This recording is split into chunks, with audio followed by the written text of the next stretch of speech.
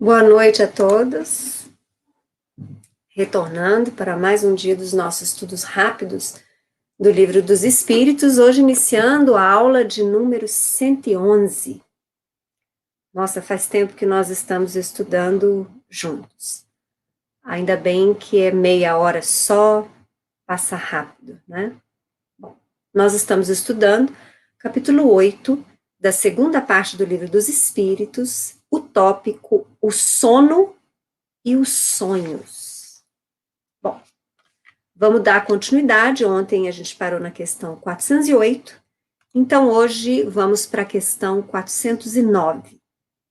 Nela, Kardec pergunta: doutras vezes, num estado que ainda não é bem o do adormecimento, estando com os olhos fechados, vemos imagens distintas, figuras cujas mínimas particularidades percebemos. Que há aí?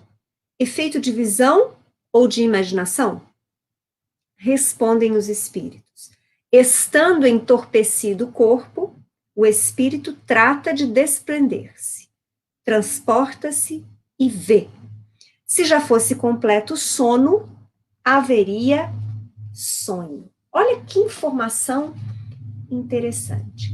Justamente porque o espírito está nesse meio termo, não está ainda completamente adormecido, mas também não está na vigília plena, está iniciando o processo de torpor, está iniciando o seu adormecimento, ele já começa a desprender-se do corpo físico, e aí já é possível essa visão. Visão que não é mais dos órgãos físicos, mas é do espírito. Alguns médiums relatam bastantes variantes no processo de visualização dos espíritos desencarnados, principalmente nas reuniões mediúnicas.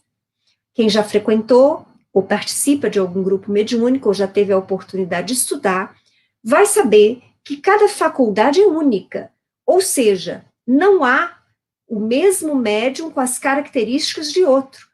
Cada médium tem características especialíssimas, individuais.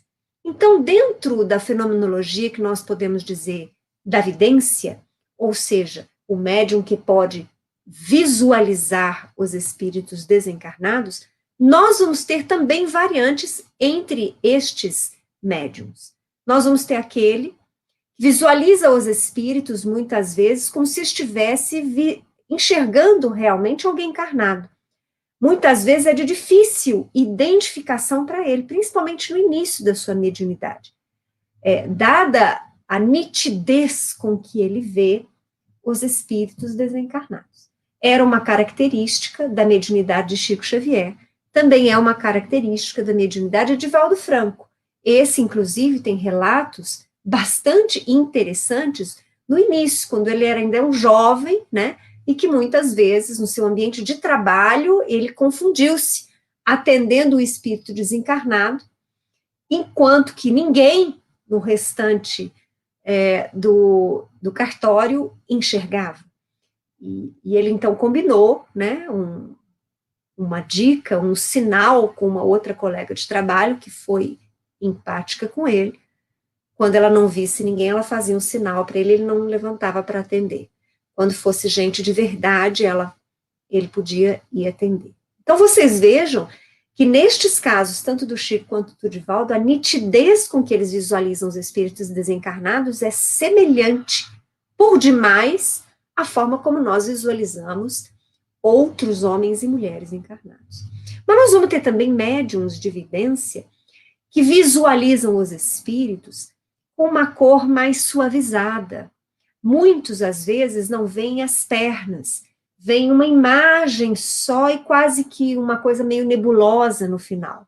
Não é que o espírito está ali e ele não tem o seu corpo perispiritual íntegro. Não. É a visualização do médium, que é limitada, ou então que tem características especiais.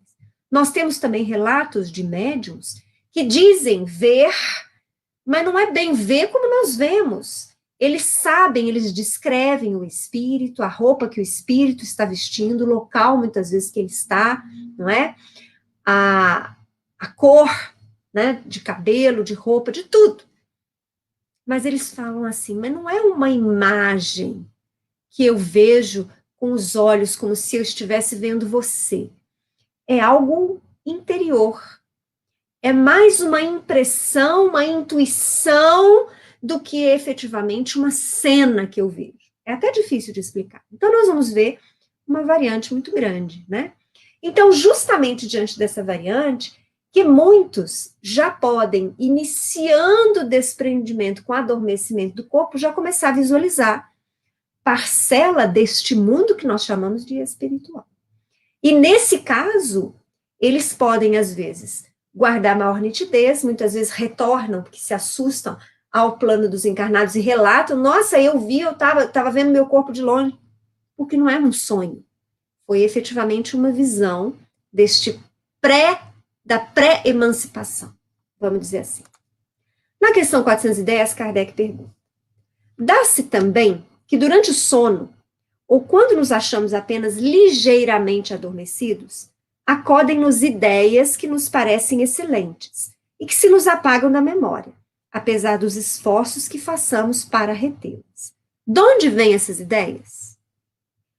Provém da liberdade do espírito, que se emancipa e que, emancipado, goza de suas faculdades com maior amplitude. Isso já foi dito antes. Também são frequentemente conselhos que outros espíritos dão.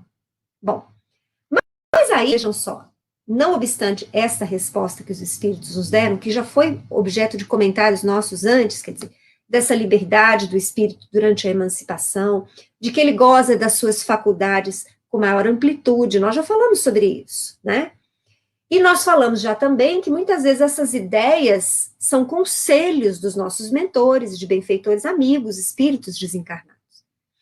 Mas, na verdade, Kardec, penso eu, deixou de manifestar-se, os espíritos deixaram de manifestar-se sobre o que se encontra na pergunta, que é o fato de nós esquecermos, né? E aí vai uma sugestão, que eu aprendi nos livros, inclusive, que se você tem o costume de acordar às vezes de madrugada, ou alternando horários no seu sono, você acorda e depois volta a dormir, nós falamos disso ontem, não é? Que são períodos de emancipação, nós não temos uma emancipação de 8, 9 horas contínua, nós temos períodos, 1, 2 horas e meia, voltamos, né? Por isso que a gente pica. Se você se recorda que tem esses períodos, mas não consegue se recordar das experiências, coloque ao lado, na sua cabeceira, seu criado mudo, coloque papel, lápis e caneta, e passe a anotar, quer dizer, acorda, nossa, que ideia fabulosa, acende um pouquinho o abajur e escreve, se você percebe que você tem facilidade para esquecer. Eu já comentei com vocês que é raro eu lembrar de algum sonho meu. Mas, via de regra, eu lembro de alguns pesadelos ou sonhos mais marcantes. Então, estes sonhos mais marcantes, deles eu não me esqueço, porque, em geral, eu acordo bastante emocionada, no meio da noite. Ou com taquicardia, ou com aquela excitação, né, com batimento cardíaco muito acelerado. E eu passo breves minutos acordada. Às vezes levanto, vou tomar uma água, volto, pensando naquelas imagens que eu acabei de vivenciar, porque eu sei quando elas são reais para o meu espírito. Então, eu sei que nesse caso, porque eu fiz esse exercício de relembrar as imagens daquilo que eu acabei de viver, porque eu levantei, bebi um copo d'água, eu saí pensando nisso, eu fixei, eu não vou mais me esquecer. Mas se eu fizer, acorda, vira para o outro lado e dorme de novo, certamente eu vou me esquecer.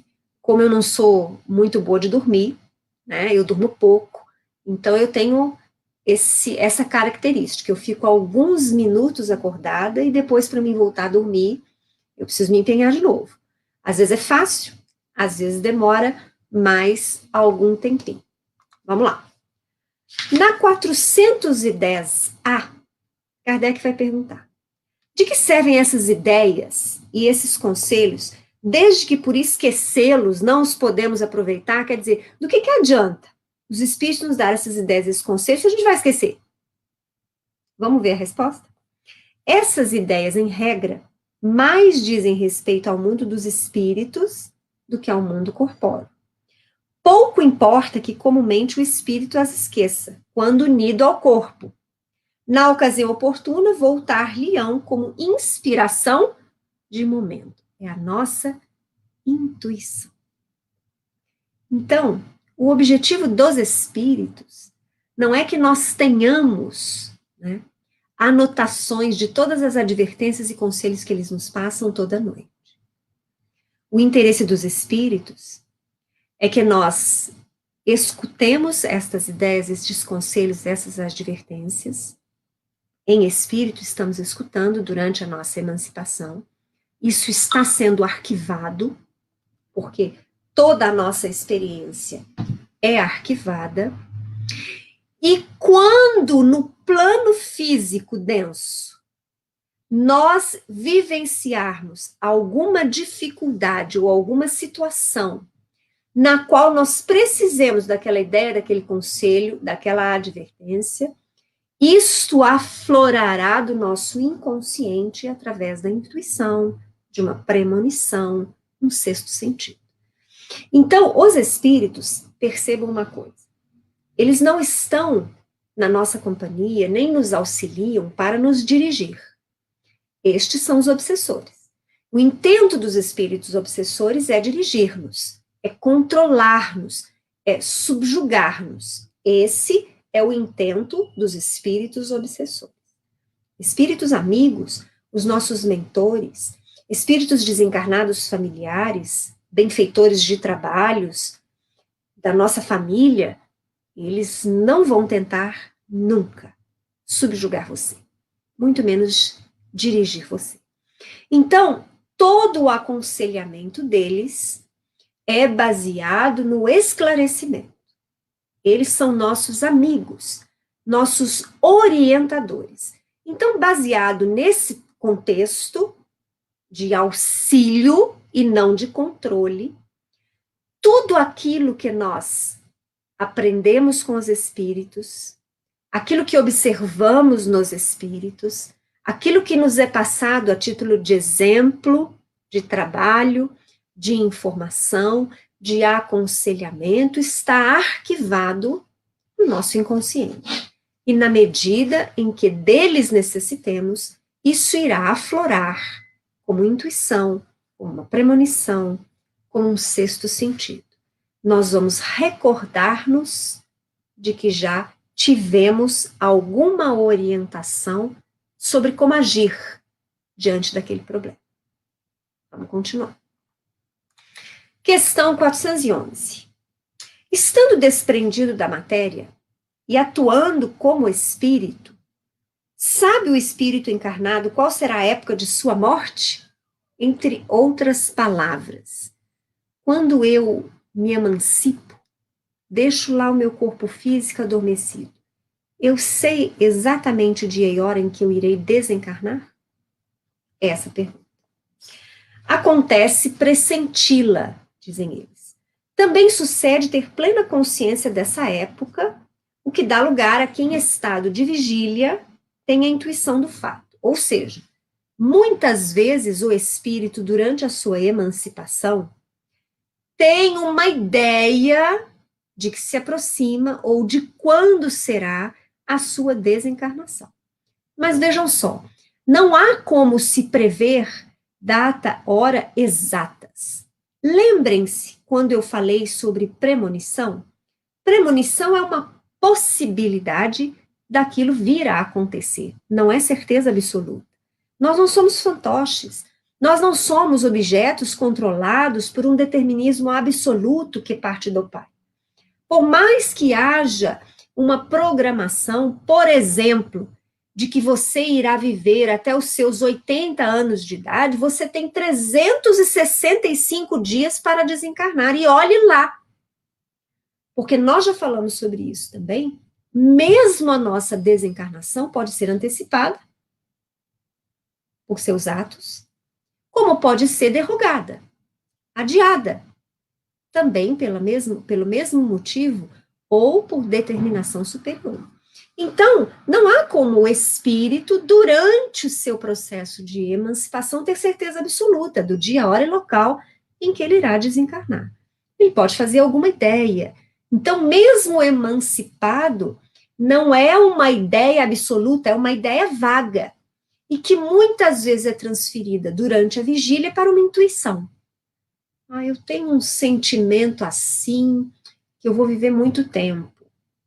Ah, eu tenho um sentimento, uma intuição de que eu não vou viver muito. Mas você pode também ser surpreendida pela mudança dessa realidade. Volto a dizer, hoje nós estamos construindo o dia de amanhã. Então, se eu tiver uma vida saudável, cuidar do meu aparelho físico, cuidar do meu espírito, da minha saúde mental, da minha saúde emocional, psíquica, espiritual, e isso estiver em consonância com as tarefas que eu, como espírito, assumi na minha programação reencarnatória, eu posso alongar a minha vida. Como eu posso também abreviá-la se eu já tiver encerrado as minhas tarefas. Nem sempre o término, vamos dizer assim, antecipado da vida física é castigo. Na verdade, para espíritos que nós podemos dizer assim, que já completaram as suas tarefas, os seus compromissos assumidos, é libertação. Então, nós que estamos no plano físico temos dificuldade de nos despedir daquele que é parte do mundo físico. Mas lembremos-nos que aqui é uma escola temporária, quando não é também prisão e hospital. E o plano espiritual, para aqueles espíritos cumpridores das suas tarefas, cumpridores do seu compromisso, aqueles que se empenharam em construir o reino de Deus dentro de si mesmos, na prática do bem para estes. A morte física é libertação para o espírito, uma vez que ela é tão somente a transferência de um plano dimensional. Nós que estamos encarnados na terceira dimensão, ao morrer o nosso corpo físico, iniciaremos, se assim merecermos, a vivência em um plano dimensional de quarta. Ou seja, estaremos melhor se tivermos seguido aquelas condições que eu me referi, né?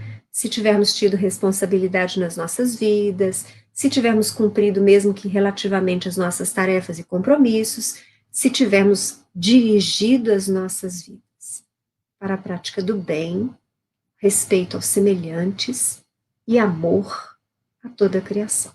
Bom, vamos seguir. 412. Kardec pergunta: pode a atividade do espírito durante o repouso ou o sono corporal fatigar o corpo? Acontece das minhas experiências durante o sono físico serem tão intensas que eu acordo cansado? É isso que Kardec quer saber.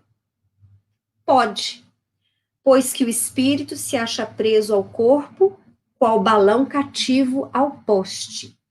Assim como as sacudiduras do balão abalam o poste, a atividade do espírito reage sobre o corpo e pode fatigá-lo. Bom, vamos falar sobre atividades do espírito. Que tipo de atividades nós podemos ter? Bom, de espíritos que se empenham efetivamente, intimamente, para o bem, nós podemos ter atividades durante a emancipação da nossa alma no campo do estudo, no campo do trabalho, execução de tarefas, em auxílio aos espíritos desencarnados. Nós podemos, por exemplo, participar de tarefas pelas quais somos responsáveis. Enfim, podemos fazer viagens de aprendizado, experienciando a fim de amadurecer os nossos espíritos. Então, todas estas são atividades. Por exemplo, se você tem uma atividade que, durante a emancipação do seu corpo, você vai dar algumas aulas. Você vai usar da sua atividade mental. Vamos supor, no entanto, que a sua atividade essa noite seja uma atividade junto a um grupo de espíritos socorristas. E esse grupo de tarefeiros socorristas se dirige às zonas inferiores espirituais. E por que muitas vezes estas equipes necessitam de espíritos encarnados presentes, para não falarmos de médiums encarnados? Todos nós, como encarnados, temos como característica importantíssima a energia anímica. Vamos dizer que é essa energia animal mesmo. É a energia que nós possuímos e que os espíritos desencarnados não possuem porque não tem mais este corpo denso, esta matéria densa e pesada. Basicamente, nós vamos ter corpo físico, perispírito e o espírito, que é a essência. Nós não vamos entrar no estudo dos outros corpos, corpo mental inferior, corpo mental superior, nós não vamos falar disso agora porque não faz parte do livro dos espíritos. Aqui está a base. Depois a gente pode aprofundar os nossos estudos nesse sentido. Mas é muito interessante nós tomarmos consciência de que nós temos o duplo etérico.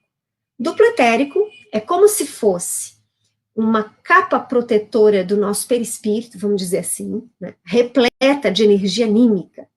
É dele que vem o ectoplasma, que médiuns de efeitos físicos doam para que objetos e espíritos sejam materializados nas reuniões para efeitos físicos. Então, este duplo etérico é composto de energia poderosíssima, energia anímica.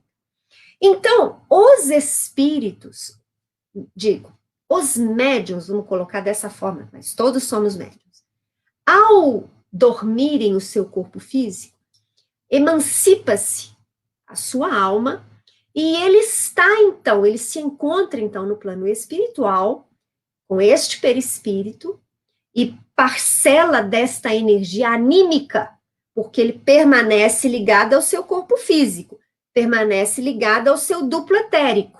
Parte da energia fica com o corpo físico, parte da energia fica com o perispírito. E isso é a presença destes espíritos encarnados. Muitas vezes é necessária, às vezes até imprescindível, nessas equipes socorristas, porque os espíritos muitas vezes utilizam de parcela doada desta energia anímica a fim de socorrerem os espíritos em situações muito tristes ou mesmo terríveis. Então, essa energia parcialmente é utilizada, porque o médium que participa dessa tarefa sabe do seu compromisso e ele espontaneamente faz esse trabalho, e essa energia auxilia, um primeiro auxílio, digamos assim, emergencial a esses espíritos que serão socorridos e serão retirados daquelas zonas espirituais inferiores e levadas para postos de socorro, né? Para núcleos de atendimento emergencial destes espíritos que ainda se encontram em sofrimento. Então, é natural que quando você participe de uma atividade como essa, em que você doa da sua energia física, é natural, absolutamente natural, que muitas vezes você acorde de manhã se sentindo mais cansado, se sentindo desvitalizado. Mas não se preocupem, porque os espíritos nos garantem que a energia vital, que é essa energia anímica, essa energia vital vai sendo reposta pela própria absorção que fazemos do fluido cósmico universal através da respiração, dos alimentos que consumimos, do sol que tomamos, enfim, nós absorvemos e nos reenergizamos a todo instante, desde que, claro, essa absorção se dá quando nós temos uma vida mais harmônica, mais equilibrada, porque se eu acordar desvitalizada de manhã cedo e começar a brigar com todo mundo, xingar todo mundo, transformar a minha vida e a vida de todos no inferno, ao invés de absorver boa energia, eu vou absorver má e ainda vou perder mais ainda da minha energia vital e salutar. Bom, aqui nós vamos encerrar, então, esse subtópico sono e os sonhos. E vamos iniciar um novo subtópico aqui, também bastante interessante, visitas espíritas entre pessoas vivas. Até aqui a gente vem comentando mais, vocês devem ter percebido, da emancipação da alma, ou seja, de homens e mulheres encarnados, sua alma emancipa-se e vai até o plano espiritual em contato com espíritos desencarnados, no campo do bem, no campo do mal. Aqui nós vamos ver algumas questões na qual o Kardec aborda, né, o contato que podemos e temos durante a emancipação das nossas almas com outros homens e mulheres desencarnados em estados de emancipação também. Eu citei aqui, eu não sei se foi ontem ou anteontem, né, dentro de um exemplo, que eu tenho uma amiga muito querida que mora na Inglaterra e que às vezes eu estou pensando muito nela, ela também pensa muito nela, e de repente, se isso realmente é muito forte, esse desejo de encontrar-se é muito forte, durante o meu sono físico, durante o sono físico dela, nós podemos nos encontrar. Então é disso que nós vamos falar nas próximas questões. Na questão 413, então, Kardec vai perguntar: do princípio da emancipação da alma, parece decorrer que temos duas existências simultâneas. A do corpo, que nos permite a vida de relação ostensiva, e a da alma, que nos proporciona a vida de relação oculta. É assim? Eu já comentei sobre isso. Já dei a minha opinião sobre isso. Mas vamos ouvir primeiro a opinião dos espíritos nessa resposta e depois a gente volta aos nossos comentários. No estado de emancipação, prima a vida da alma. Contudo, não há verdadeiramente duas existências. São antes duas fases de uma só existência, porquanto o homem não vive duplamente. Então, eu já tinha falado sobre isso, e eu tenho a mesma opinião em relação, por exemplo, ao espírito, né? Nós não temos muitas vidas, nós temos uma única vida. A vida é única.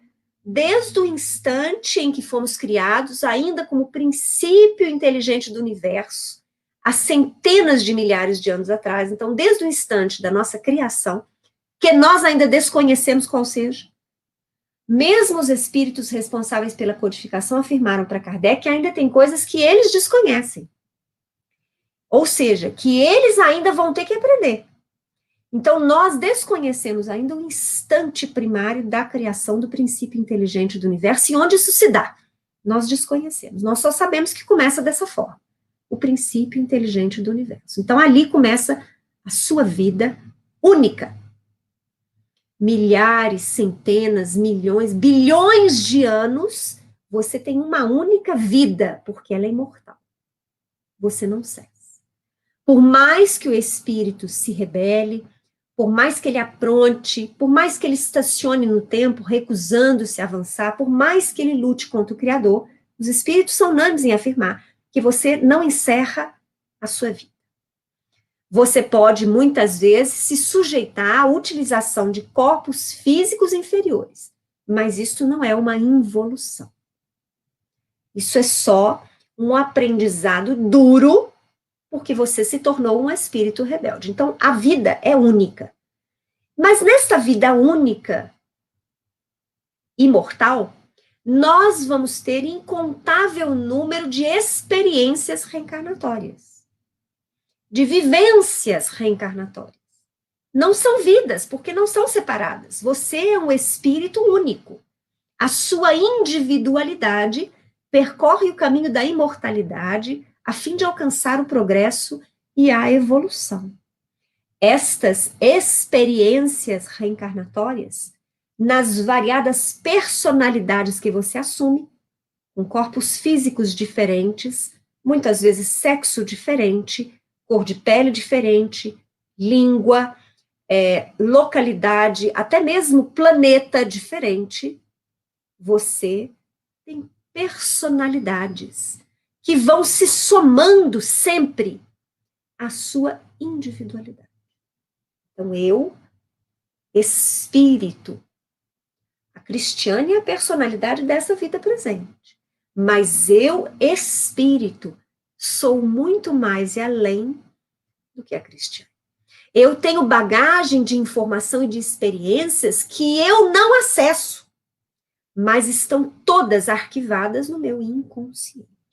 Dia virá em que o meu espírito mais lúcido, mais maduro, poderá lidar com todas estas recordações, administrando-as melhor, coisa que eu ainda não posso fazer hoje, porque eu ainda não tenho aparelho físico cerebral para tanto, e eu ainda não tenho mente espiritual equilibrada o suficiente para tanto. Por isso que fica arquivado. Mas está lá. Eu não perdi absolutamente nada. Bom, questão 414. Não, nós não vamos ver a 414 hoje, porque senão nós vamos avançar no horário do estudo do meu colega Oswaldo. Então já deu o nosso horário, a 414 fica para a semana que vem, na nossa terça-feira, às 7 horas, para mais um estudo rápido. Eu agradeço a presença daqueles que nos acompanharam essa noite, daqueles que acompanham os nossos estudos em outros dias e horários. Espero que vocês estejam gostando da temática que a gente está trazendo agora. Um grande abraço e até terça-feira.